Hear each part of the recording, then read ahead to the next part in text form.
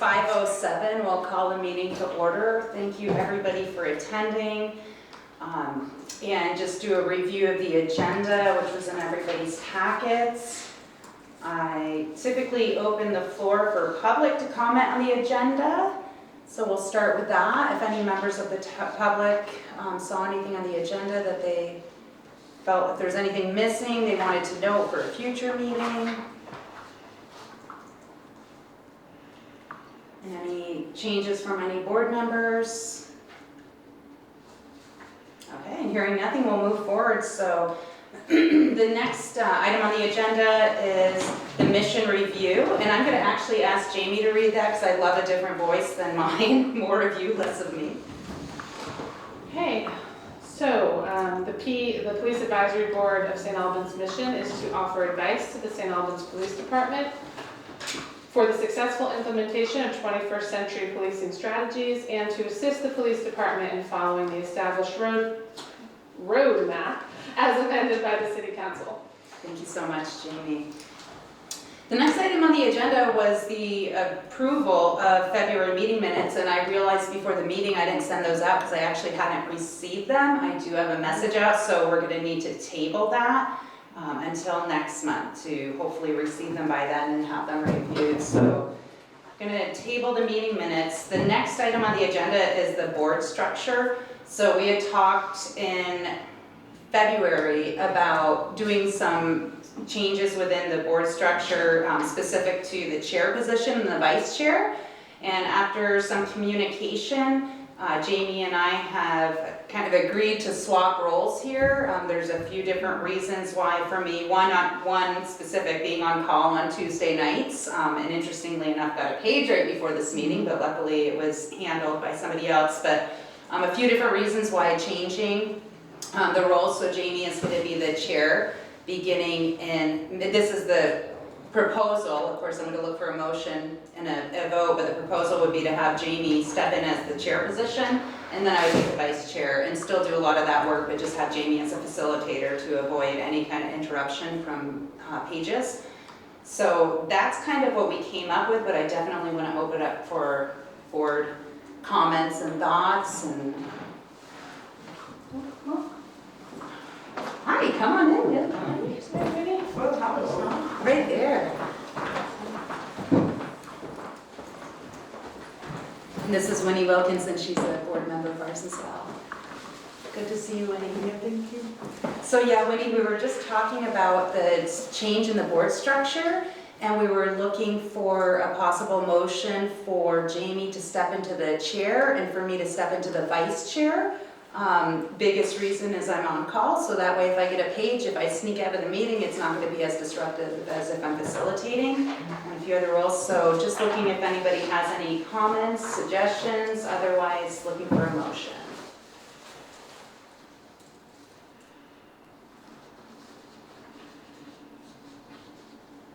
Anybody want to make a motion? I'll make a motion. Okay, thank you, Winnie. Second by Chris. All in favor, say aye. Aye. Any opposed? Same sign. Okay, motion approved. So beginning the next meeting, Jamie will be the new chair. Thank you, Jamie. Thank you. Yay! Very exciting. Congratulations. Thank you. And then the next item on the agenda was the frequency of the Police Advisory Board meetings. This was something added because of the fact that we've had a couple of meetings. We've been monthly since we started. When we had started, I had asked for a little guidance on what ought to be the frequency of the meetings, and really it was up to us, and it felt, and some people do meetings quarterly, bi-monthly, monthly. We felt like monthly was important because it was a new board. In the last year, a little over a year, we've had 2 meetings where, we kind of got through the agenda quick and it was kind of crickets. And what we don't want to do is eat up people's time just for the sake of meeting. And at the same time, if there would be a need for consecutive month after month, we would most definitely do that. But right now, the thought was possibly going from monthly to bi-monthly so we can have a more hefty agenda. Like tonight we have a very full agenda, which is great.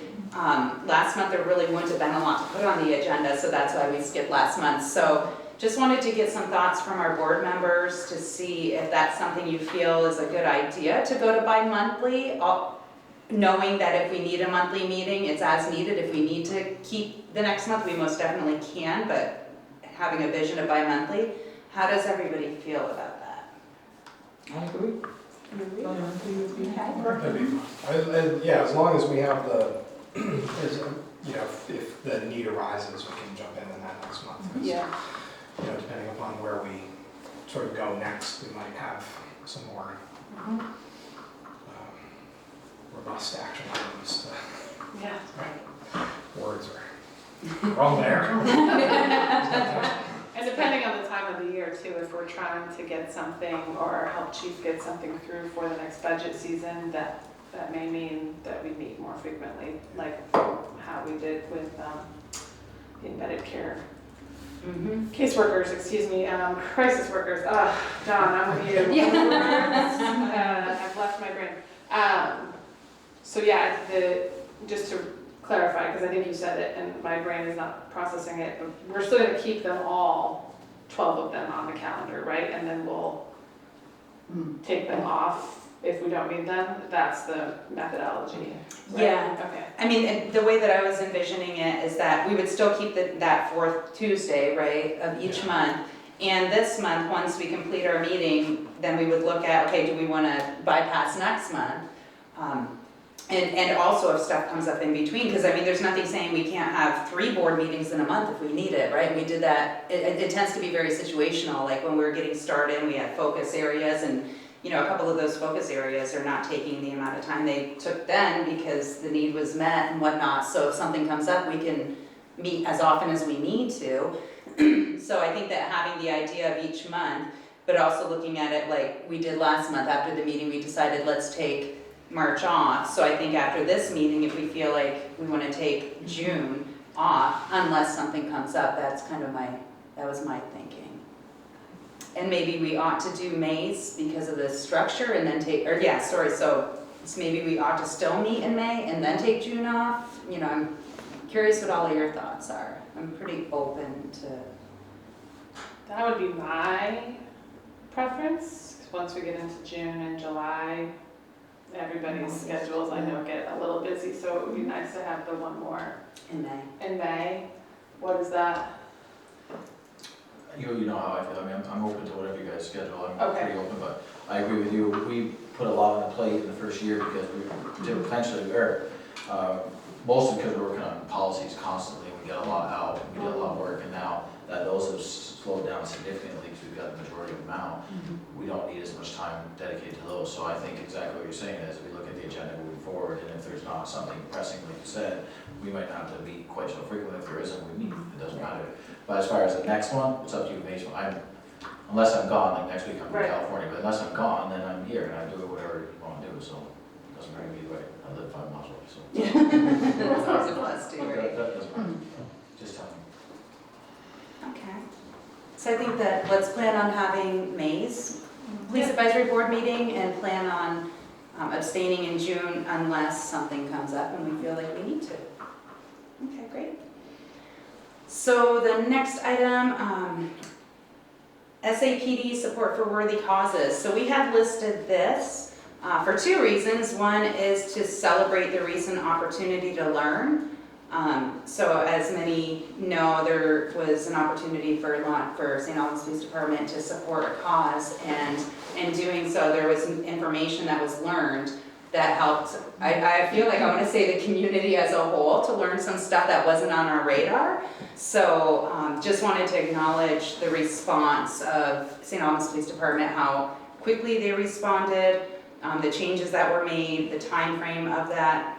And then also what it kind of triggered for me was how can we be more supportive, we being the Police Advisory Board, be more supportive to St. Albans Police Department moving forward, so when there are different events and worthy causes that come up, how can we be supportive to avoid any blind spots that could cause unintentional harm. So that's what that was listed for. And just curious if anybody has thoughts or ideas of how we could go about doing that, maybe make it a focal point, or should it be based off of, anticipated, fundraisers or events coming up. Curious what the thoughts from our board members are on that. And it's something we can think about and bring back on the next agenda, like what are some ideas? I think generally speaking, definitely, any way we can support the department to, like you said, make those choices in the best way possible. But it might be wise as well to think about a way, I hate to say a policy or procedure, but help develop some sort of best practices for the department to use moving forward, to vet causes and things like that in an efficient and thorough way. I don't know what that would look like right now, but that may be worth discussing. So, Does that exist right now? Do you have a policy, procedure, or SOP on vetting fundraising activities, or? No, I'm not sure how that would look. I mean, this is something that we are currently in the process of doing the partnership with Martha's Kitchen. That's not done yet. Once that happens, it'll be a little easier, but that's designed to be a selling point. We are still going to be the ones, along with them, that are making these, coming up with these items to sell. It just gives us a better way to sell rather than on through our department. But that said, there is going to be some type of policy when that happens, just to regulate the fund process, how that's processed through. But as far as what we picked to sell, the goal when we started this, and this has been going on for years, and they sold patches, but it never grows to the level we're trying to get. We're trying to get so we sell a patch a month. Each month we'll have an awareness or a benefit, and the goal is to be able to donate that money monthly. And we'd like to get to the point where 1 to 2 months a year, that money stays very local, so that we can use it at like National Night Out or some event, so that we can have trinkets to give out or things to give out, or if we can't, we'll give it right back to solely to Martha's. But like, for example, this month was for autism awareness. Next month, May, we're doing mental health awareness. June, we're doing cancer survivor awareness. So we've already got several months ahead planned out. So as far as the policy for it, if there is a policy, it'd be more around the funds and how that gets audited. But as far as, I think it should be very standardized year after year, unless something, a month comes up where we can double dip. In 1 year we'll do May, will be mental health awareness, and the next May it's something that's also known in May. And I don't know what that would be, I just want to make a big one right now. We're just getting this off the ground, but that's the goal. And as far as vetting the patches, this was eye-opening for us, and we learned from it, and we talked to somebody that's, I think is a big resource for us, from the BEI committee that looked at it and kind of got their opinion on it, and I think we're going to bounce some future patches off them. So That's we'll good. reach That's forward great. and see if we can do it. But there are going to be some times that we're not going to hit everybody, unfortunately, but we'll do the best we can with it. And next year, when autism comes around, we'll look at different patches. So the patch program itself is, sorry, Chris. I was just saying, I think that's a good practice. Yeah. Yeah. The patch program is huge, it's all over the country. I mean, if Okay. you look up, Yeah. this particular company we use sells that exact patch to hundreds of PDs, EMS, and fire departments. That doesn't mean they're the only one, that's going to Yeah. patch designed for that particular month, but there are patches, there's companies all over, and departments all over that sell patches monthly like we are. It's not, we didn't come up with this idea. And I'm not saying they came up with that patch, I'm not saying it's the best patch, I'm just saying the patch program is a huge thing.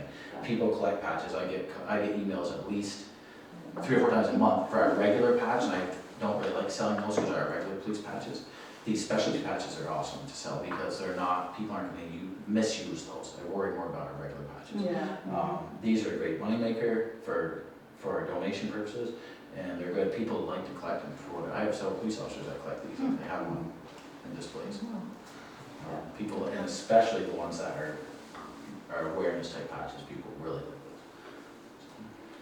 So it sounds like it's probably, I mean, I imagine you don't make a patch on a dime, right? So No. it sounds like, that was maybe a It's- poor choice of words on a number of levels, but yeah, so, but you don't turn them around very quickly, so it's They don't. planned. It's roughly, so, yeah, I didn't know how this process worked, to be honest with you, as far as exactly that question. Timeline is roughly 6 to 8 weeks. There's some restrictions of what you can put on, what you can't put on, and they have to fit, and they have to, you try to use what they have more or less as templates, because it gets more expensive as you go. We don't make a lot, we don't make anything. What we don't make, we donate, but even then, it's not a lot of money. Depending on how we sell, you might make $8 to $10 per. So you're not making a ton of money. If you sell for $10, you're gonna make $8. I mean, we roughly pay $2 to $3 per. So either is money made, we don't keep any of it. It goes to donations. So Okay. there's not a lot. I mean, they don't charge us a ton. We don't buy a ton. I think this last month we bought 100. Is what we bought. See, it wasn't we could have sold 200. Yeah. And hopefully we build to the point where we know we can buy more and sell more and donate more. That's the whole goal here. Right. I love the idea of the donations being as local as possible as well. I think Ideally, that's what we get to. Yeah. that would be a really a strong idea to push forward, I think. Well, I had an interesting conversation, that's why I had to just stand there and listen, get something board, about the patches. What this person was suggesting is that, why couldn't the artistic people, the very people that the patches are being sold for, or in benefit of, or awareness of, do like an art show or whatever to design the patch themselves, and a local person right here do the patches. They believe that would ease a lot of the tension. I said I didn't even know it was this passionate. Tears running down her face, and I just had to stand there and listen. I wanted to say I gotta go to a meeting, but just had to stand there and listen. So that was her take on this whole thing. I asked her why is it that she didn't chime in. She's not a public person. Okay. So I said, I'll bring it to the board that they feel that it should be a competition to design the patches, and then local people make the patches so the money stays within the community. See, and those are the kind of ideas that I think are brilliant to bring to the table. And I also love the idea that, like you said, you're touching base with the BEI committee, because they might have some, ideas too, for sure. I think more than anything, it's just, we want to be supportive, right? As a police advisory board, want to be supportive and just remind SAPD, like, don't hesitate to reach out if you see any area that we can be helpful. Like, that's our goal. And also, like I said, to say thank you for the response and the way things were handled, because that was beautiful. I feel like that's what has been worked on for a while now, and we got to see the evidence of the growth and the work of the St. Albans Police Department. So thank you for that. We celebrated with cookies as you So I wonder, just for a future action item, if there's an opportunity, because I didn't know about that patch program at all. Like, I thought that was a one-off, to be totally transparent. We've sold a bunch of like the pink patches for Yeah. kids. We haven't Yeah. had a month, like we've sold them, since I've been in this position, we've sold them a few times a year. Yeah, It's only been 2 years I've been here, so maybe 4 or 5 times. okay. They've done it multiple years before I got here, but And that probably, now that you're saying it, the pink one is like starting to trigger that's a a huge seller memory. for us. I just wonder if it isn't worth releasing some sort of communication about the patch program in general, so that When we get people- more off the ground, we really. Yeah, that might be a good way, and then if there is like a proposed calendar, because I don't want to belabor it by suggesting that, there needs to be discussion about every patch every time here, but you're like, thank For you, more yeah. information about it. would be So, but the helpful. autism one, just one last thing, to Winnie's point, that's a great idea, that's one of the things we discussed, but I would just encourage somebody else to remind me, so that was something we'd have to get off the ground like November if we're gonna sit, because we'd have to have the order in by like Right, early January at the very latest. So that competition, if that's what we're gonna do, it'd have to be like probably earlier than November, like October, to get that whole process completed by January, to get a patch proposal to the company and see if they can even do it. Because like I said, they're restricted on what they can do. I'm not saying they can't, just saying that's a little restricted on what they can do. Yeah, but the thing about this is that people want the patch to be made by people that do the very thing for the company in this community as well. Yeah, so you'd have to, so if that's the case, we have to find somebody that's. does that, Well, I guess the bigger point that kind of aligns with that, if there are folks in this community that do that work, but then, I guess if there's just a point where the proposed patches for like a patch calendar, for lack of a better term, that would just pass by this, so that we're talking about it in the public discourse, and then if there is something that bubbles up as like, oh, hold on, you might wanna take a minute, it's not as it's being released on Facebook when you're trying to do the good, right? Like it sort of gives this group that opportunity to, and you've got the BEI consultant, which I think is great too, so that just sort of can squash any, folks who might accuse it of being misdirected, right? Because at that point, you've got now 2 different community folks or forums there where there was discussions were happening, and then things like Winnie's idea can be vetted at that point. Well, not my idea, one of the. All right, well, the community member, sorry, the idea that Winnie brought forward, let me restate that. So I don't know how far in advance you do those, but that would just be my. I'm learning too, so we'll see. I mean, I can tell you, like, May and June are pretty bland patches as far as there's not a lot on them. Beyond that, it'd be time to start discussing them. Maybe, I don't know. I don't even know what, like, August, September, I don't know what they are. I know there's cancer comes up, but I don't know beyond that what we're gonna look at. The holiday one, I know, but Is this, so you're gonna have a patch each month? we'd like to. I just don't know what kind of stretch that is. But if not, then we'll come up with something that just revolves around, and Thanksgiving, maybe one's about giving, so we just give all up to our discussions. I don't know. It's just that we're kicking around for ideas. Ideally, yes, there'd be one for each month. So maybe we just put a tickler in for ourselves in like September to ask you what 2023 patches Maybe, might yeah. look Well, if you like. were there. Yeah. right? Yeah, right, I mean, Just trying to see what we can do. it's worth asking the question, right? And you can be like, no, go away. When we But, may be there. yeah, okay. I'm open for input. You guys have months that you can think so?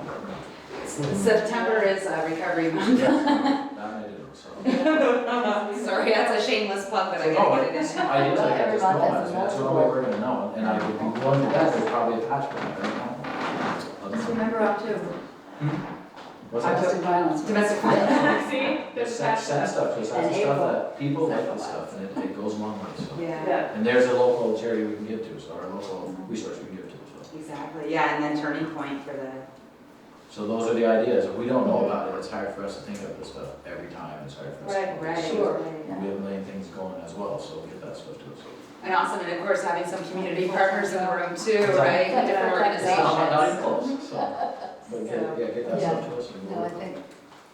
And all the patches are made right in our community, That, yeah. is. That's That's the option, that, Yeah, amazing. People are passionate about these things. yeah. Yeah, No, I love it. Thank you, and I do wanna just kind of give an appreciation for our community partners that attended in the public, because that's really the goal is, when you've got a youth center and youth services and whatnot, and then, the different initiatives of our organizations, like that's the goal, is let's pull together, and thank you for the support that you guys did. Okay, is there anything else on that topic? Are we ready to move on to the next agenda item? Okay, so Sam Weber, embedded crisis worker with NCSS, any updates and data and all that fun stuff? Welcome back. Hi, thanks. Just like a little bit of rough numbers, because I just wanted to kind of give everybody an idea of what's been happening this year so far. Before I get into those, I do want to sort of revisit maybe the conversation of what data do we think I should be capturing? My forever question, I mean, I have the ones from Voices and I've kind of tried to incorporate those, but I still find that a lot of the things that I'm doing, like a lot of the follow-up work that I'm doing with individuals after we've had contact in the community, there's not a great way to capture that yet. And I know that we're still trying to build this plane as we're flying it, so it's an evolving thing, but I would be happy to hear if the board had any suggestions about what kind of information, now that we're a year and a half into this, what we think might be helpful for anything that's next on the table. I know it came up last time that we were concerned that you couldn't make correlations, right? That you couldn't say that, there were this many use of force altercations, and then, since Sam has been here, now there's this many, we can't necessarily make that correlation, but I think it was Danielle who said it, so I want to give her credit, at either the last meeting or the meeting before. that maybe that's okay. Like maybe for us, it's just okay to say, we have to pick some measurement that we want to go with, even if we use the notion that all boats rise, right? So if we're saying that these embedded crisis workers are meant to help reduce the number of the hands-on altercations with police officers, but in general, the number of follow-up interventions with police officers, you know, whatever that metric is that we think we're comfortable correlating as a committee, you know, I think we probably just need to pick that and advise Sam and just look at it. I know in a little bit, we'll talk a little bit more about data, but I don't have it all to present today, but I've gotten through a good chunk of the surveys that we've done. People wrote a lot in those, but one of the things was, do you feel connected with local law enforcement? And it was very interesting, the different interpretations that people had. Some people were like, no, because if I'm connected with law enforcement, then I'm obviously doing something wrong. And some people were like, you know, no, I wish that there was, that when I did interact with them, there was more compassion, or that they understood that I was a survivor of violence, or that I had mental health issues. So it kind of crossed the gamut. So that connection component to me felt like a place that we could, as a committee, dive into based on what our mission is in terms of that. So I don't know what data from your expertise, Sam or Chief or anyone else, might hit that nail on the head, and I know that there were the different parts inside the roadmap, and I'm going to totally blank on which section it is, but I know that there's a section in the roadmap that talks about the interactions with officers and members of the community, but I can't remember which section it is. I'm the worst. Sorry, but it's there, so I feel like we can make that, you know, we can all correlate it back to that original work. I know for me too, the idea of like the volume, and I know it's hard because with measurable, getting measurable parameters, because it's dependent on the definition of the person, the organization, whatnot, but well, for me, one of the things that I would be curious about is just the volume of interactions because of your role with SAPD. When I was with Phoenix House for the 11th month I was with them, St. Albans Police Department was actually the largest referral source. We got 33 referrals from St. Albans Police Department, which was the largest volume, more so than even the jails and other community partners.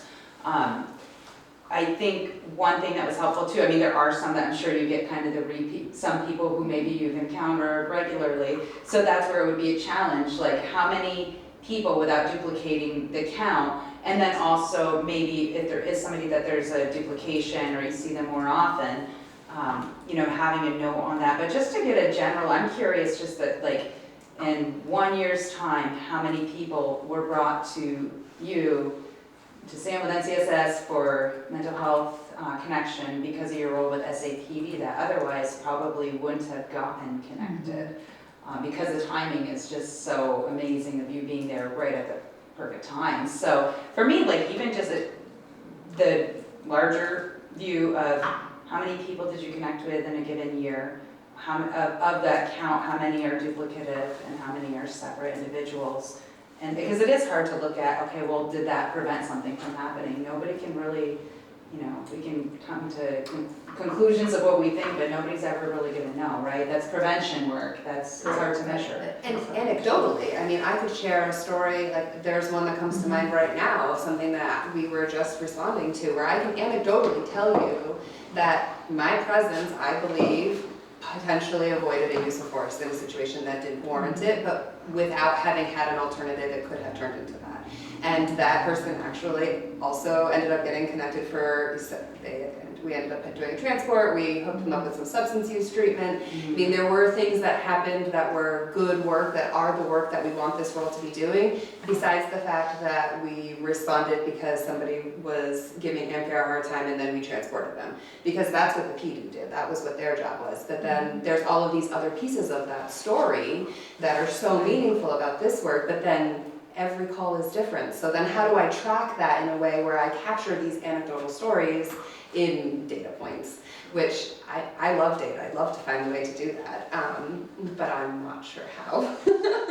And I feel like Danielle she brings a lot of value to data tracking, and sadly she wasn't able to make it, but maybe that's an opportunity too, is to set up a connection with her and to get a little bit of feedback from her. I think there's value in just counting that. Yeah. Based on your opinion and, how that situation went, it could have gone very different, and it ended up not. And just counting that, I answered, I went on so many calls that were, turned around. It was a good result, a good outcome as opposed to a potentially bad outcome. That's valuable information. And I know it's based a lot on your perception, and that's okay because you're there. But that's We're the actually the one way on that the the scene. data is collected, right, from a lot of the officers, because oftentimes they have to fill something out according to what their perception is, so why not It is. have And it? oftentimes, that's how we do our outcome measurements at Voices, is it's our perception Right. of a call. And hospitals are paid on how a patient perceives their encounter, Exactly. not whether or not you save Exactly. lives, as it turns out, right? It's Exactly, how you whether perceive the people were interaction. heard or there was good Yeah. communication. The section I was thinking of was number 3, and it's to ensure fair and impartial policing. But inside that one, it talks about treating people with dignity and respect, giving individuals voice during encounters, being neutral and transparent in decision making, and conveying trustworthy motives. I don't know if there's any language in there that. I like all of them. I think all of those could each individually be a data point. I mean, again, there's calls where it might be, again, I have these calls that just come to mind, right? And so like the one that's jumping to mind is actually a domestic violence call. And unfortunately, like, we had a great officer response. We had 3 officers there. They absolutely made sure that people were safe that were otherwise not safe. But the victim that was identified there was female. So when 3 more men showed up on scene, she was like totally shut down about how do I advocate for myself. And she and I ended up having like a little bit of a side conversation, and she told me how I could help advocate for her in that moment. Like, I can't make the report for you, but I can, even just the physical of like, I stood next to her shoulder to shoulder. So this is your story and you've got to tell it, but you and I, like, we're one unit, And so I can think of a multitude of calls where I could check those off as measurable things. So maybe that's the place to go. That's a great outcome in that situation. So, it could have gone really sideways. It aligns with the language that's in this plan, so it doesn't, we wouldn't have to try to make that correlation later. And one of the questions on our survey that we deployed to the community was, the very first question, do you feel comfortable calling police or something? I'm butchering it, but could you call law enforcement if there were a need or an emergency? And so far, the majority of people have circled that yes. But then even when they're saying yes, sometimes they're adding commentary like, I'm a survivor of sexual assault, and having a female voice would have been welcome. There's just some little things like that. So we could even, once we get that data, we would be able to see this is the number of people who said yes, no, yes for the qualification, no, and then we can see if there's, going back in the next round, once you and hopefully another person are out there doing that work. We And might that be able person to see will that probably be change. more likely to call police again, rather than like, not. Absolutely. So, And those are frequently like the follow-ups of like people who do have my direct contact information, and I get the text of, do you have a minute to talk? And we talk, and then they get to the point where they're like, yes, I think I do want to talk to an officer, and they get to sort of process that in a more private way before they're like, oh my gosh, I'm on a body cam and some police officer's making a report about my life, So I think those are great. So I'll pull those out and then make a little thing. And we'll just go, and then we'll, the idea is once a year, I think at first, and then if there's more frequency, we'll have a lot of data, general data from chief and the office, and then we'll have our survey data, and hopefully we'll have resurveyed. I mean, we should just start to see the difference that this makes.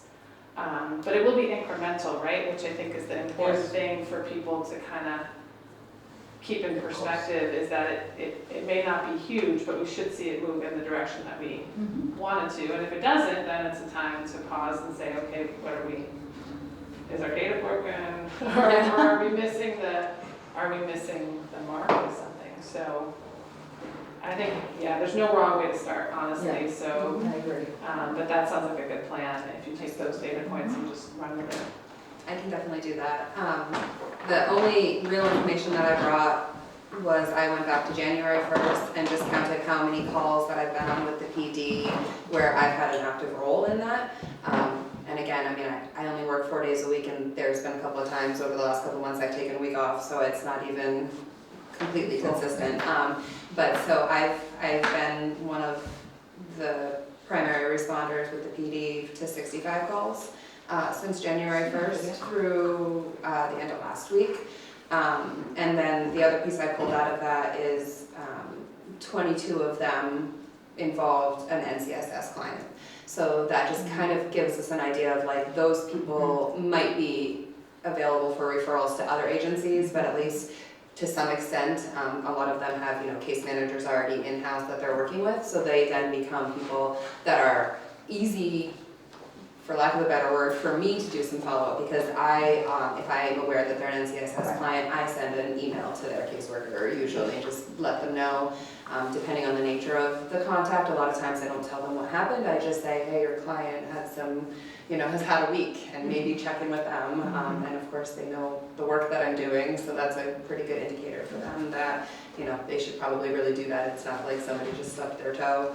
And then I was paying attention a little bit within those NCSS clients, and again, I'm not sure the story that these numbers tell specifically, but out of those 22 NCSS clients, there were at least 32 follow-up contacts that I had with those clients.